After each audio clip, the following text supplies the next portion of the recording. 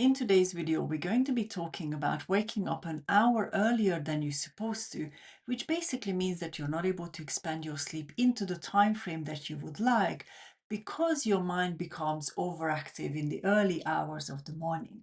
So in this video series, we have been talking about being more of a thinker type person in relation to long-term and chronic insomnia and sleep problems. And what that means is these dynamics are actually quite different compared to other types of people. And so that's really what we're going to talk about, different scenarios that I see in my sleep coaching practice and how I approach it in different ways with my clients. Now, obviously, when it comes to long-term or chronic insomnia and sleep problems, these are not one-offs. So waking up earlier than you're supposed to happens at least 3 out of 7 days for the last 3 months. And again, one of the reasons that I record this video in a specific way is that I'm sure you've tried different tips, advice, suggestions in relation to struggling with this. But the reason you're here is that some of those things have not really helped you to fully overcome these early morning wakings and shortened nighttime challenges that you have. There's a mismatch between some of those things you have experimented with and the outcomes that you would like. And that's actually quite common for more thinker type people. A lot of general sleep advice don't really differentiate in sort of these kind of situations. It just is a one standard advice for all types of scenarios. And when I work with clients, one of the things that I really see is that general things often don't work for everyone the same way. So in this video, we're really going to look at specific scenarios I see and how I approach those in a different way with different clients. But of course, if you are struggling with other parts of your sleep as well, for example, not being able to fall asleep in an easy way and also waking up in the middle of the night as well as waking up too early, then what that simply means is your sleep situation is a little more complex. And so in this video, we really broke down the different parts of sleep. You can look back at the first video and then really look at the falling asleep part and the nighttime wakings as well. So you can really start looking at what those different situations showing up for you and how you can approach them in a more practical way in relation to being more of a thinker type person. So let's really look at where you would really want to start changing things in a different way in relation to waking up too early in the morning. Now, one of the first things I would like to say in these kind of situations is sometimes what I'm about to show you in those different dynamics, they can all show up either at the same time or different days, different mornings will show up with different dynamics. So just like I mentioned in the very first video of this video series, one of the most important foundations is you look at what is showing up in your situation. There's no point generalizing it because then it's less likely you're going to find the applicable tools and techniques that will actually help you fully overcome these sleep challenges that you are experiencing. So really look at what is showing up for you in your morning dynamics. So one of the first things that I see is this, have you had enough sleep? Now, sometimes this links to clock checking, sometimes it doesn't. So we'll talk about those two different things separately. And we're going to start with just waking up in the morning and feeling very alert and not knowing whether or not you actually had enough sleep.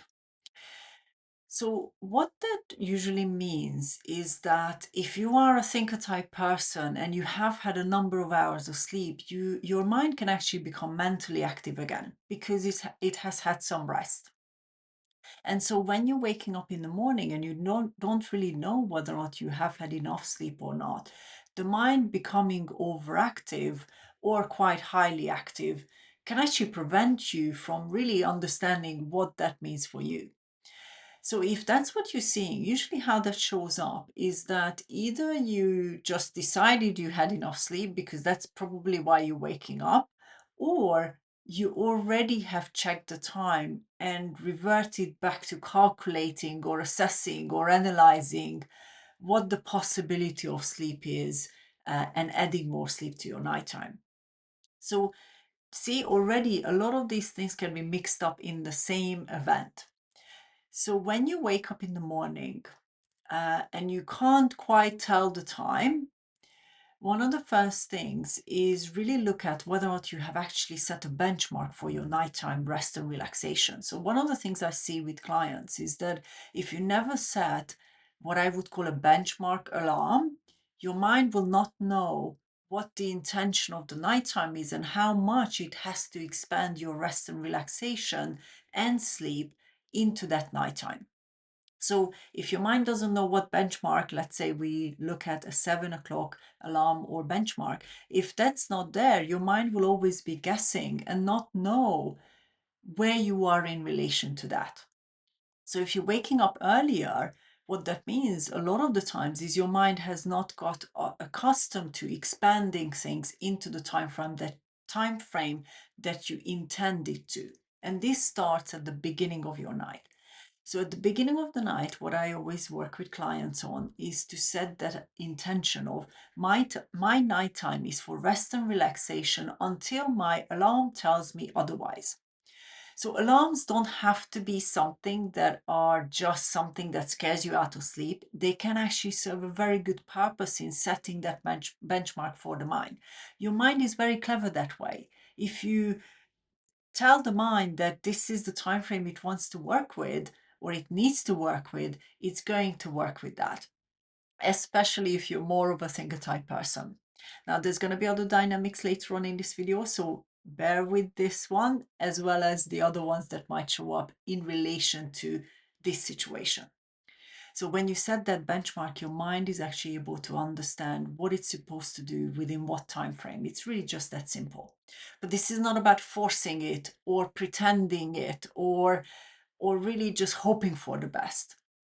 Sometimes what clients do is that they actually change the time of their alarm depending on how they slept the night before. So again, see, different situations can bring different things.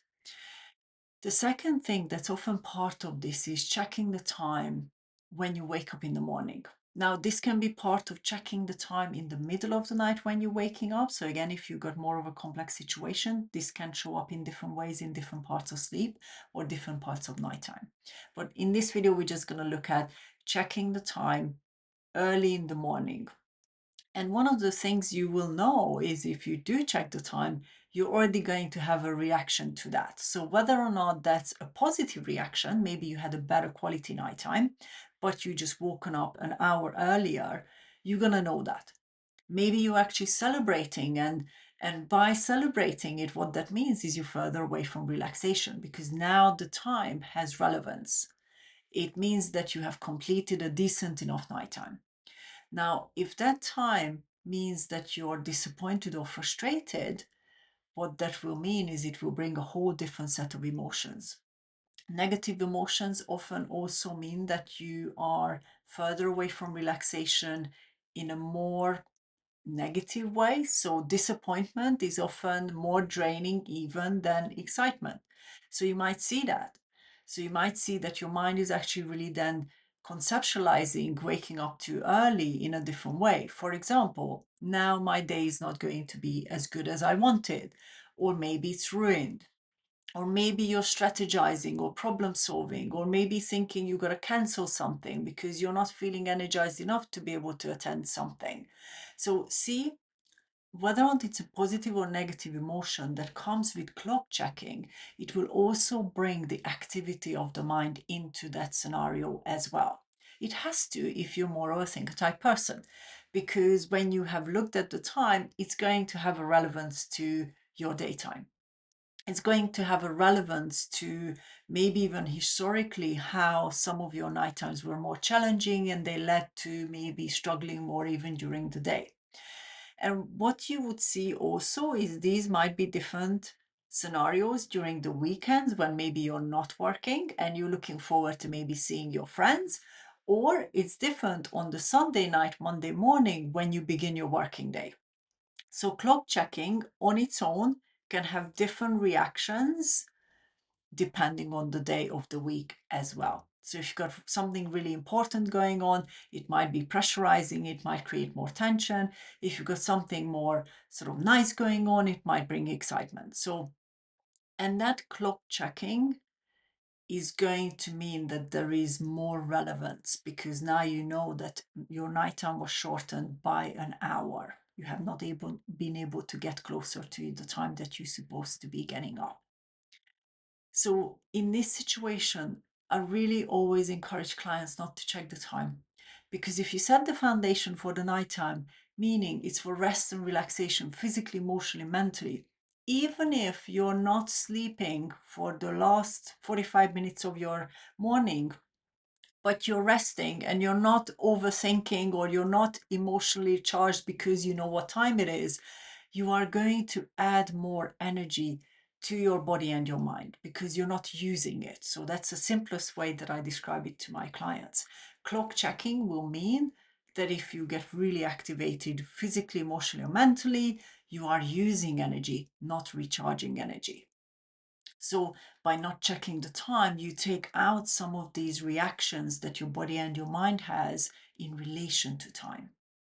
So I hope that makes sense. And this is one of the things often people get surprised by, is when you remove that pressure of almost over analyzing sort of all chunks of sleep or times of sleep, you can actually create more relaxation very simply. Now, obviously, this is part of the solution. Sometimes we got to add different things for clients depending on what's going on. But even just beginning to remove yourself from this pressure of time can really start adding more relaxation into this very last part of your nighttime. Then the next part is when you are more of a forward or future thinker. So what does that mean? In the early hours of the morning, when you wake up, whether you check the time or not check the time, what can happen is your mind starts actually thinking ahead.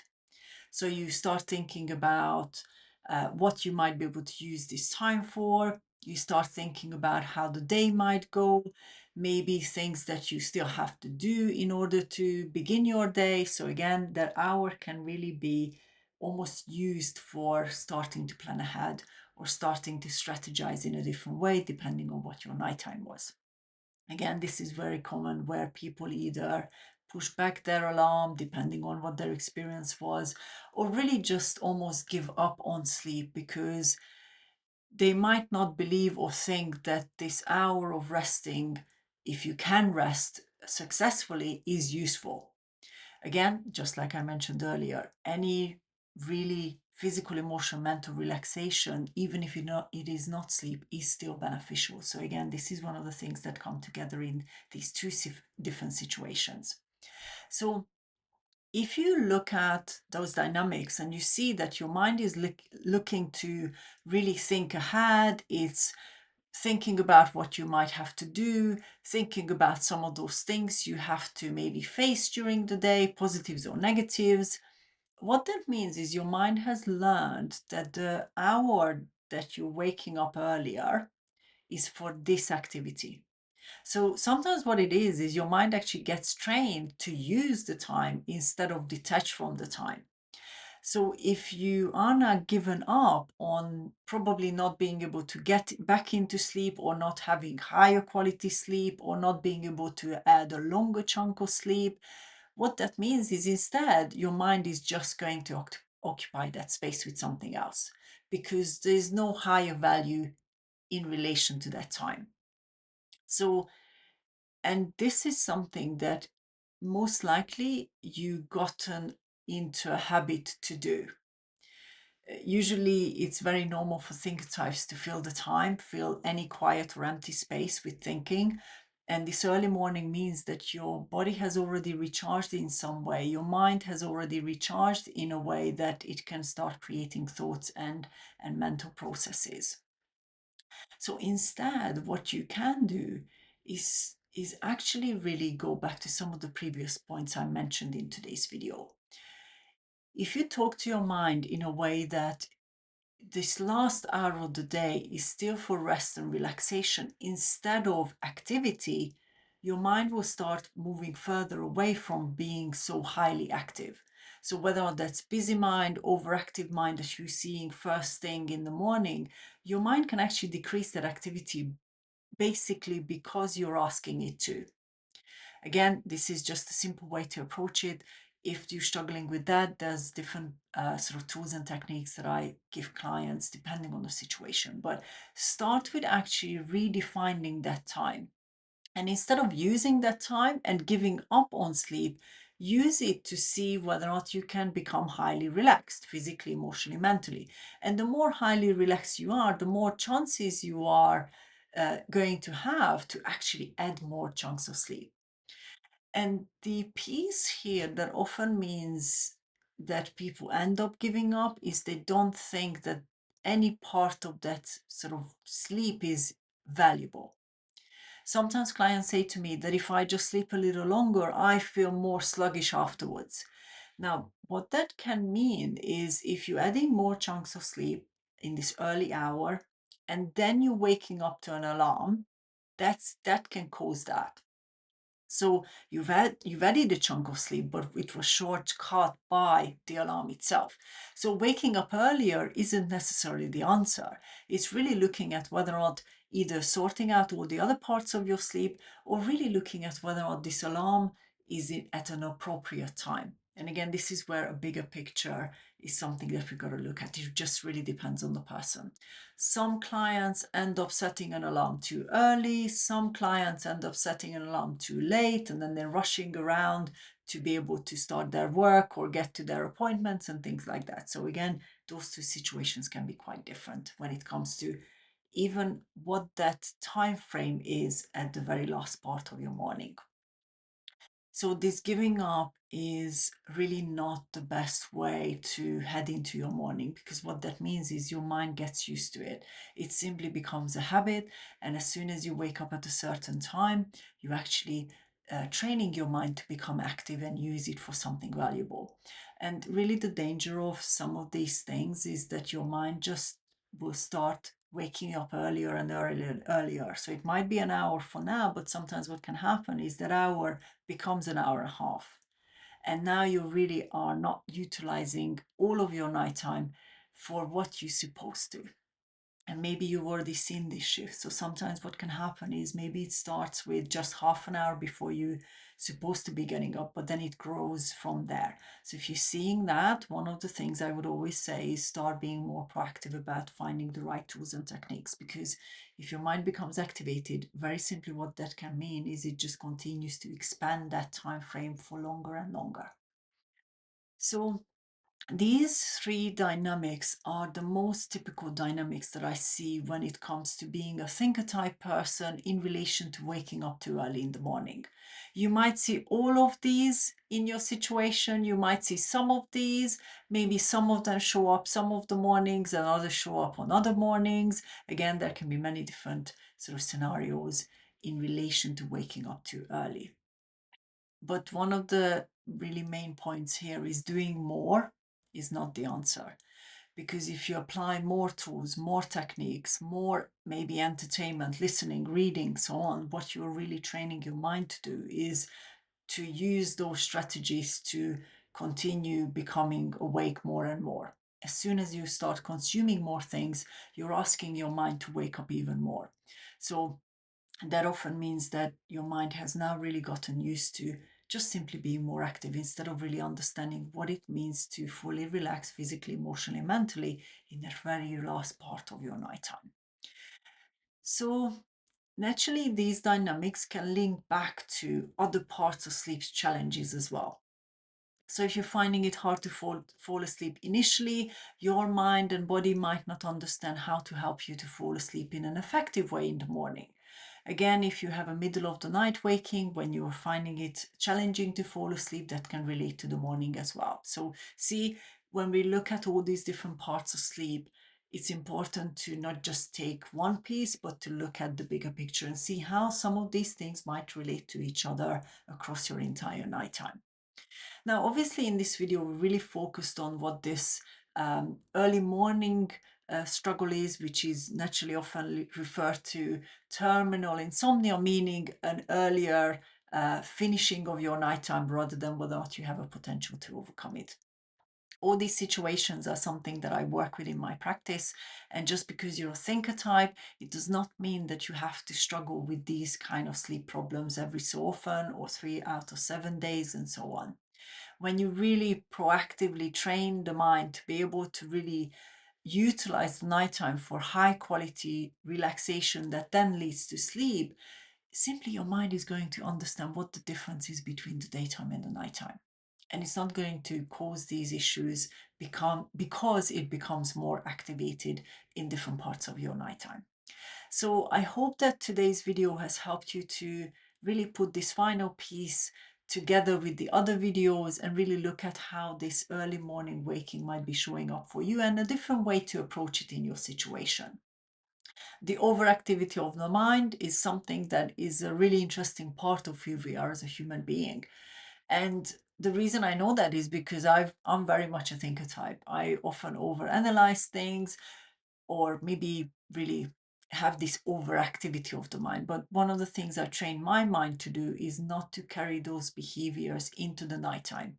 It's very useful during the daytime, but it will cause issues in the nighttime. So when I overcame my insomnia, one of the main reasons I was able to overcome it is because I really trained my mind to work with my body to separate the two parts of the day. The daytime can be active, but the nighttime needs to be the opposite of that.